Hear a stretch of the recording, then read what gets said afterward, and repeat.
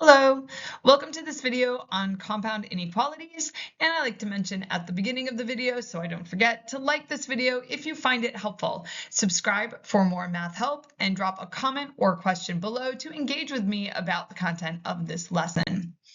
Let's start off by asking ourselves the question, what are compound inequalities? I mean, it's the title of the lesson, but what are they?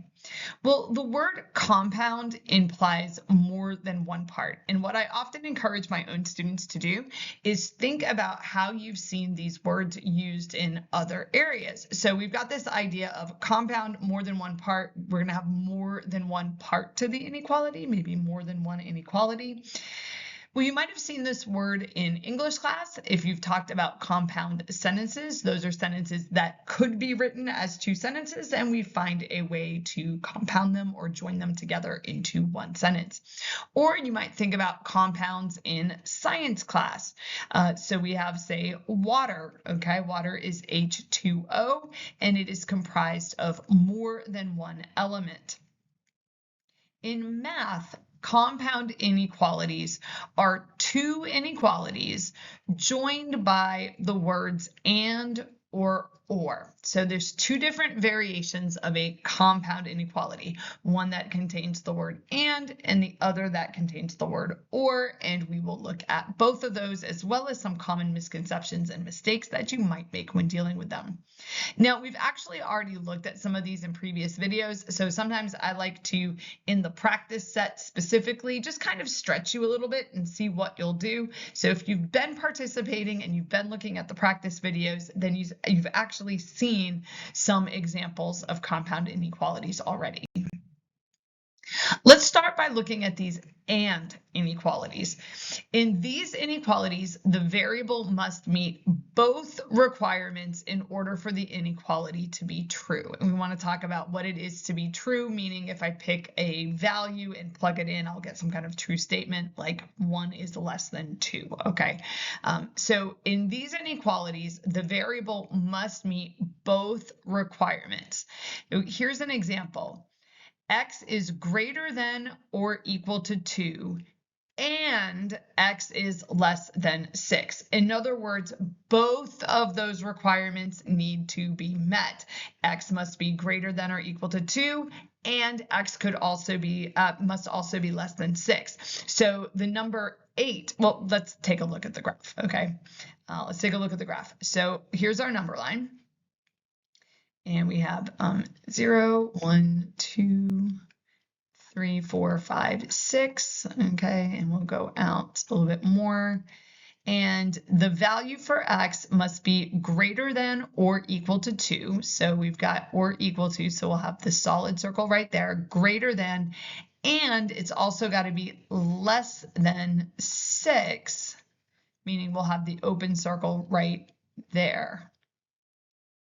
And you guys can't see it, my pen is causing this weird pop-up to come up. Okay, so it must meet both of those. So let's look at some examples. So the number 7 would be out here. It meets the first requirement, 7 is greater than 2, but it does not meet the second requirement, 7 is not less than 6. And so 7 is not part of what we call the solution set. It's not one of the possible numbers that could be a solution. The number 1 meets the requirement for being less than 6, but does not meet the requirement for being greater than or equal to 2. So that would not be in the solution set. But say the number 4, okay, so right here we've got the number 4. 4 is greater than or equal to 2 and is also less than 6. So 4 is one of the numbers in the solution set. An alternate way to write this would be to picture like all of my x's need to be in this chunk right here. Okay, that's where X needs to be. And we could write it as a single inequality saying 2 is less than or equal to X is less than 6. And I like writing it that way. That will be the most common way that you'll see that written because you can almost see the number line there, okay? You can put like the number line underneath it. You can see the 2 on the number line. You can see the 6 on the number line. The or equal to means you've got that solid circle. The not equal to means you're going to have the open circle. And X is in between them. And so that kind of notation, that alternate way of writing, gives you almost that picture of the number line, like there it is. So we would say x is less than, or sorry, 2 is less than or equal to x is less than 6. Okay, so that is our and inequalities. Both requirements, the first one and the second one, must also be met. Now, in the or inequalities, in these inequalities, x must meet one of the requirements, but cannot meet both. It would be impossible for both of the requirements to be met. So in this particular situation, you might have something like this. X is less than or equal to 2, or x is greater than 6. So one or the other, okay? But you can't actually have both. So on a graph, it would look something like this. You'd have the 2 and you'd have the 6 again, but x is less than or equal to 2, meaning we would go in that direction, or x is greater than 6, meaning you could go in this direction. But notice that a value of x cannot be in both of those. Now, you might be saying, well, what if there was some kind of overlap? Well, I guess that can happen, but if you were to have some kind of overlap, like if you were to slide this down so that they overlapped, it would essentially cover like all of the numbers, like all of the real numbers. Or you'd have some kind of overlap in such a way that you would not need both statements. So I guess there are some other examples, but they would be redundant, so they wouldn't be useful. Okay, they wouldn't mean anything to us. We could rewrite them in something simpler. So we have both of these regions here, and x can be in one or the other. There is not any alternative way to write this. Trying to do so will result in an impossible math statement. We're going to look at some of those at the end of the lesson. Just what are some things that people try to do when they try to write this as a single line. It certainly doesn't work. And one quick caution. Try not to use the word and when describing or talking about these inequalities. It is very tempting, and I'm trying to be very careful about what I say because we can slide into that. Teachers will be lenient to different degrees with this, but there is a temptation to say, well, this region and this region both work as solutions. And so you end up using the word and in there. X is less than or equal to 2, and also x could be greater than 6, and both of those work. Use the word or, okay? That's just really trying to keep that math vocabulary clean. I can slide into being lazy about it, and how strict your teacher might be about whether or not you're using the word and or the word or. You want to be sensitive to what your teacher is doing, but just try to say it correctly. So x is less than or equal to 2, or x is greater than 6. And you cannot meet both of those. It only needs to meet one of them. So as long as it's in one of those regions, then the inequality would be true. So here's some examples of what it looks like to solve these. So we'll take a look at this one. So these are both compound inequalities. These would be and inequalities. So we could say 2x plus 4 is greater than negative 4, and 2x plus 4 is less than 6. So those would be the two inequalities. When you go to solve these, it might help to picture like one gigantic scale, but it's like you've got the negative 4, you got the 2x plus 4, and you've got the 6. Okay, you can't really draw like our seesaw there with a balance point. But the idea is the same, is that if you're going to do something, you've got to do it from all of the pieces. So if you subtract something from these two pieces here, but not this one here, you might swing the balance off a little bit. And so you just got to do the same thing to all parts of your inequality. So we want to get x by itself because we want to find out what x is. And we see this plus 4. So we're going to subtract 4. Now you can't just subtract 4 to the middle part. You've got to subtract it to the left and the right. In other words, if you're going to take 4 things off of this scale, you got to take 4 things off everywhere in order to make sure that you are maintaining your inequality. -4 minus 4 is -8. It might help you to think of that as -4 plus -4. The 2x plus 4, and then you're going to do -4. Well, +4 minus 4 gives you 0, leaving you with the 2x, and 6 minus 4 is 2. And then this is multiplication by 2. So same deal, whatever you're going to do, you need to do it to all the pieces in order to make sure that you're preserving all elements of your inequality. And so we'll have -4 is less than x is less than 1. And a lot of times you'll be asked to graph that. Okay, and so we have open intervals at both ends, or open dots at both ends, and x is between -4 and 1, somewhere in there, not including the -4 or the 1. Now, this next example will have the flip in it. So you might be wondering, well, what about that flip thing that we talked about when solving these inequalities? Yep, still a thing, but not at the beginning. So we're going to begin by adding 1. Okay, so we add 1, so we end up with 4 is less than -2x is less than 8. And now we're going to divide, and the thing that we're dividing by is a negative. So yes, we do have a flip there. 4 divided by -2 is -2, is greater than now. X is greater than -4. Now, technically, you can leave your answer like that. What does sometimes make people a little bit uncomfortable is that if you were picturing this on the number line, you actually have the bigger number on the left instead of the right. And so what a lot of people will do with that is they'll rewrite it. And instead of doing this from like left to right, they'll like flip the whole thing around. So they'll do -4 is less than x is less than -2. And they'll just write it that way. -4 is less than x is less than -2. And that way it matches up with the way it would look if you were doing this on the number line. So you'd have them in order. It's not more correct, but it is more comfortable to write it that way. So you do have that flip going on. Now, if you're not sure, okay, let's say you're very, very uncomfortable with this, don't forget that you can always plug in answer choices and check.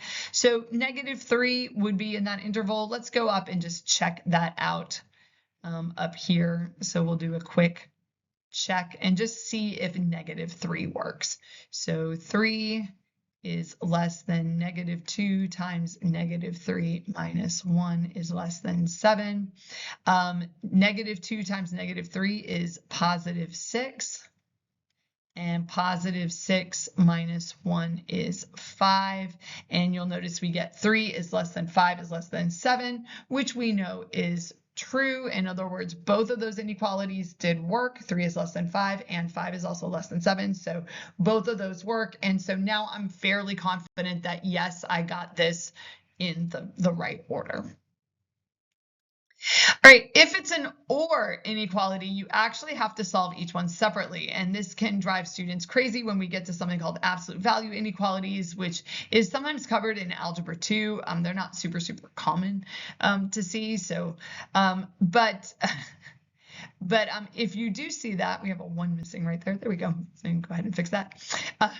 If you do see these as the or, you have to solve them separately. Now, the good news is that you generally will solve them the same way. So we would subtract 1. So 2x, 1 minus 1 is 0. And 2 minus 1 is 1, and then divide both sides here. So x is less than 1/2, and there is no flip there because we did not flip over the number line. We didn't take any opposites. So x is less than 1/2. Coming over here, 1 minus 1 is 0, 6 minus 1 is 5, and we end up with x is greater than 5/2, and it's one or the other. This is 0.5 and this is 2.5. Okay, so if we were to look at this on the number line, you could have your 1/2 and x is less than 1/2, and then your 2.5 is going to be over here. Or X is greater than 2.5, but it can't be both of them. And I've had students separate those with a comma and do other things. Just be very careful that you're not accidentally saying it's got to be both of those. Like X can't be both, but one or the other, just one or the other. As long as one of them is met, you are good to go. All right, be careful of some impossible math statements. So here are some impossible things that we definitely do not want to see. All right, so when written in a single line, all the inequality symbols must face the same way. So typically they will be less than symbols, but if you want to do greater than symbols, like they both have to be greater than, okay? You cannot have that symbol oriented different ways. So anything like this, okay, not good. All right. And again, this can happen sometimes when you're trying to write an or inequality in one line instead of two. So this one is impossible because 6 is not less than -2. Okay. And that's what you've really got written here is 6 is less than X. Okay. So X is greater than 6. And X is less than -2. Well, those cannot both be true because 6 is not less than -2. That can happen if you're doing those or inequalities and you get this as your answer, like X is greater than 6 or X is less than -2. And so what you're trying to do is something like this, X is greater than 6 or X is less than -2. And somebody says, well, I'm just going to go write that as one inequality, except that's impossible. And so that precision, make sure you're not accidentally saying something that's impossible. The ones at the top where you've got the inequalities facing different ways, those end up being mentioned earlier, kind of like redundant statements. Where something like is unneeded. So if you have, if you were to take this one here, okay, and you were to break it down, that is essentially X is less than 3 and X is less than 5. But if X is less than 3, it's automatically less than 5. And so you don't need to say that it's less than 5, because if you already know that it's less than 3, then it's a given that it's less than 5.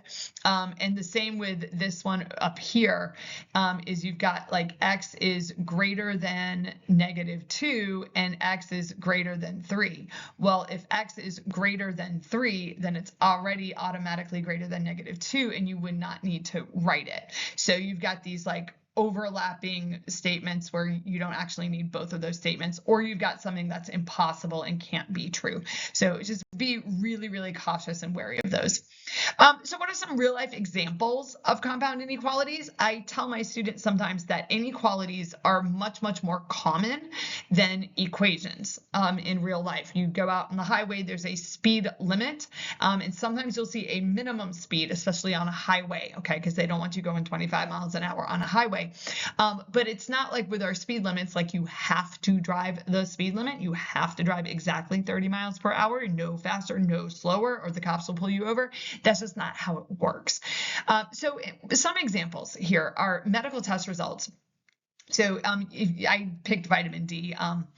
But normal levels for vitamin D are typically between 30 and 100. And you'll actually get graphs from your healthcare provider sometimes that will have this like green band, okay?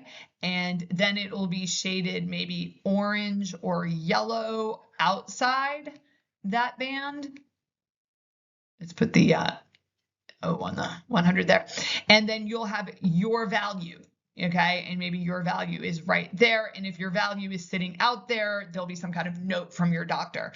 And so you'll see that, and you can actually see the and, okay, would be the 30 to the 100, and the or, because your vitamin D levels are not going to be less than 30 and also greater than 100. But either or of those bands, then your doctor's probably going to want to have a talk with you, whether your vitamin D is too low or whether your vitamin D is too high. Both of those require that talk with your doctor. So one or the other, but it can't be both. Another place that you might see it are something called tolerances in engineering. My engineering classes have to deal with tolerances. So the diameter of a hole can be written as, and then that symbol right there stands for diameter if you are in CAD drawing. And then it'll say plus or minus some kind of tolerance. And what that means is that you want the diameter of the hole, the specified diameter is 1, but because of imperfections in how we manufacture things, it might be bigger than that by 0.05. So 1 plus 0.05 might also be a little bit smaller than that by 0.05. And what that tells us is that this is the band of acceptable diameters for whatever it is that we're building. So it doesn't have to be exactly 1. It can be a little bit bigger, a little bit smaller. But if you go outside that band, then whatever it is not going to work. So you want to put like a screw in the hole, like it's not going to fit. The hole will be too small or too big. But there is actually a certain amount of what's called tolerance for that. So those are a couple of examples, real life examples of compound inequalities that you might see outside of math class. And while you're probably not going to be doing a lot of like solving the inequalities, you do want to understand what they are and how to interpret those bands. And that's part of what we want to accomplish with this lesson. All right, please don't forget, if you found this lesson helpful, please give it a thumbs up. Let me know. Subscribe to the channel for more math content. Check out some of the other videos and playlists.